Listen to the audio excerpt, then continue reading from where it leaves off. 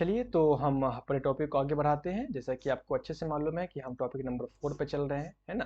Topic 4 पर आइए, topic 4 को देखते हैं कहाँ से हम लोग शुरू किए थे।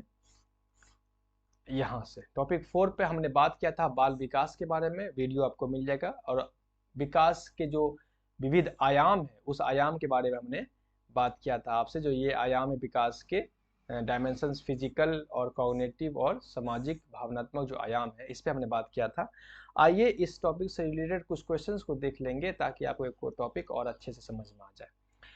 थोड़ा सा मेरी हेल्प कीजिएगा क्योंकि मुझे उतना समझ में नहीं आता है। अगर आपको कोई टॉपिक, कोई क्वेश्चंस अगर समझ में आ रहा हो तो आप मुझे बताइएगा। पहला क्वेश्चन देखते हैं कि विकास के निम्नलिखित में से कौन सा आयाम, यानी कि कौन कौन आयाम है, शारीरिक आयाम है, संज्ञानात्मक आयाम है, भावनात्मक आयाम है और सामाजिक आयाम है। इसमें से कौन सा आयाम मुख्य रूप से ज्ञान, समझ और समस्या समाधान कौशल प्राप्त करने पर केंद्रित है। ज्ञान, नॉलेज, समझ, अंडरस्टैंडिंग, प्रॉब्लम सॉल्विंग, कौशल प्राप्त करने पर केंद्रित है। कौन सा क्वेश्चन होगा, आंसर बताइएगा। जहां बात कौन से किस आयाम में, किस डोमेन में बात की जाती है, नॉलेज की, अंडरस्टैंडिंग की और प्रॉब्लम सॉल्विंग की। ये बात की जाती है कॉग्निटिव डोमेन में, कॉग्निटिव डोमेन में, ठीक है ना। अच्छा, ये बात के साथ मैं आपको एक सवाल बहुत बताता हूँ और चीज समझाता हूँ। एक चीज यहाँ 4 आयाम दिया हुआ है, शारीरिक, संज्ञानात्मक, भावनात्मक और सामाजिक। हमने बात किया था 3 ही आयाम का। मैंने बात किया था फिजिकल का, मैंने बात किया था कॉग्निटिव का और मैंने बात किया था सोशियो इमोशनल का। देखिए ये 3 ही आयाम है, 4 नहीं है। फिजिकल डोमेन तो यहाँ दिया हुआ ही है, कॉग्निटिव डोमेन तो यहाँ दिया हुआ ही है, लेकिन ये भावनात्मक और सामाजिक आयाम जो है ये पहले अलग अलग था, लेकिन अब इसको एक जगह कर करके सोशियो इमोशनल डोमेन कर दिया गया है। पहले ये अलग था, पहले 4 डोमेन थे विकास के, 4 डोमेन। एक था फिजिकल, दूसरा था कॉग्निटिव, तीसरा था इमोशनल, चौथा था सोशल। लेकिन अब क्या किया कि फिजिकल, कॉग्निटिव है ही है और सोशियो इमोशनल को शामिल कर दिया एक जगह। क्यों?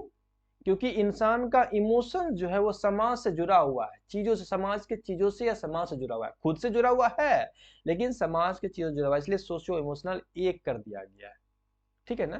तो कभी कभी दोनों साथ में भी आ सकता है, कभी कभी अलग भी आ सकता है, लेकिन डोमेन 3 ही तरह के। तो इसका आंसर क्या हो जाएगा, बी, ठीक है ना। विकास के संदर्भ में समाजीकरण शब्द का क्या अर्थ होता है विकास के संदर्भ में। डेवलपमेंट के संदर्भ में सोशलाइजेशन का क्या मतलब होता है, सोशलाइजेशन के बारे में हम पढ़ चुके हैं अच्छे से। तो डेवलपमेंट के कॉन्सेप्ट में सोशलाइजेशन का क्या मतलब बनता है, दूसरों के साथ शारीरिक बातचीत, जो दूसरे के साथ हम फिजिकल इंटरेक्शन करते हैं वो नहीं, भाषा कौशल प्राप्त करना, लर्निंग सीखना नहीं, सांस्कृतिक मानदंडों और मूल्यों को सीखना, यही तो है जो बात किए थे पहले भी कि कल्चरल नॉर्म्स एंड वैल्यूज को सीखना। विकास में कल्चर, वैल्यूज, नॉर्म्स को सीखना, यही है सोशलाइजेशन विकास के कंसेप्ट में।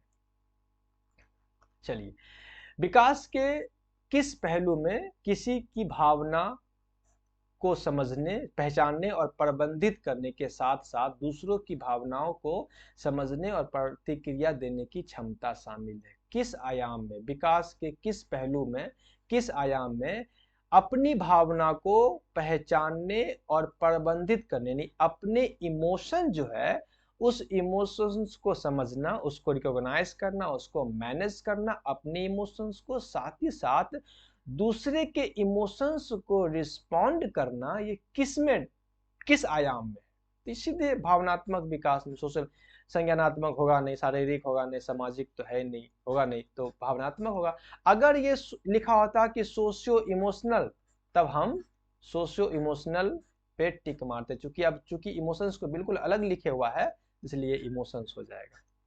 4 नंबर क्वेश्चन है, विकास का कौन सा पहलू यानी कौन सा आयाम रिश्तों को बनाना यानी कि रिलेशनशिप बनाना, सामाजिक भूमिकाओं को समझना और दूसरों के साथ प्रभावी रूप से बातचीत करना शामिल है। यानी कि विकास के किस डायमेंशन में डोमेन, रिलेशनशिप की बात होती है, अंडरस्टैंडिंग ऑफ सोशल रूल्स की बात होती है, इंटरेक्टिंग और इफेक्टिवली की बात होती है दूसरों के साथ, किस में? ये तो सीधे सीधे सामाजिक आयाम है ना। शारीरिक है नहीं, संज्ञानात्मक है नहीं, और चूंकि दोनों को अलग अलग किया हुआ है तो इसलिए शारीरिक आयाम हो जाएगा। अगर दोनों को साथ किया होता, सोशियो इमोशनल होता, तो सोशियो इमोशनल मार देते। ठीक, आइए लास्ट क्वेश्चन देख लेते हैं। समग्र विकास, हॉलिस्टिक डेवलपमेंट के निम्नलिखित में से कौन सा कारक महत्वपूर्ण है? हॉलिस्टिक डेवलपमेंट में कौन सा फैक्टर जो है वो इम्पोर्टेंट है? हॉलिस्टिक डेवलपमेंट में, जब बच्चे का हॉलिस्टिक डेवलपमेंट हो तो कौन सा कारक महत्वपूर्ण है? अनुवंशिक, बिल्कुल अनुवंशिक है, महत्वपूर्ण। अगर बच्चे का जेनेटिक्स बेहतर नहीं होगा तो उसका हॉलिस्टिक डेवलपमेंट नहीं होगा। पोषण, बिल्कुल पोषण महत्व है। अगर बच्चे का पोषण अच्छा से नहीं होगा तो उसका हॉलिस्टिक डेवलपमेंट नहीं होगा। पर्यावरण, बिल्कुल पर्यावरण इंपॉर्टेंट। अगर बच्चे को अच्छा पर्यावरण नहीं मिलेगा, अच्छा इन्वायरमेंट नहीं मिलेगा तो बच्चे का हॉलिस्टिक डेवलपमेंट नहीं होगा। तो उपरोक्त सभी, तो बिल्कुल इसका आंसर हो जाएगा उपरोक्त सभी, all of above, all of the above, उपरोक्त सभी इसका आंसर हो जाएगा।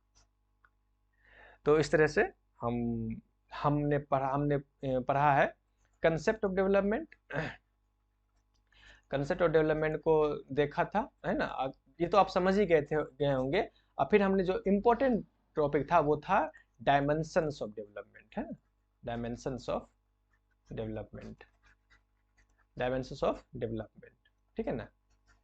तो जिसमें हमने बात किया था फिजिकल डेवलपमेंट का, हमने बात किया था कॉग्निटिव डेवलपमेंट का, हमने बात किया था सोशियो इमोशनल डेवलपमेंट का, और उससे रिलेटेड क्वेश्चंस को देख लिए ताकि आप आराम से बातों को समझ जाएं।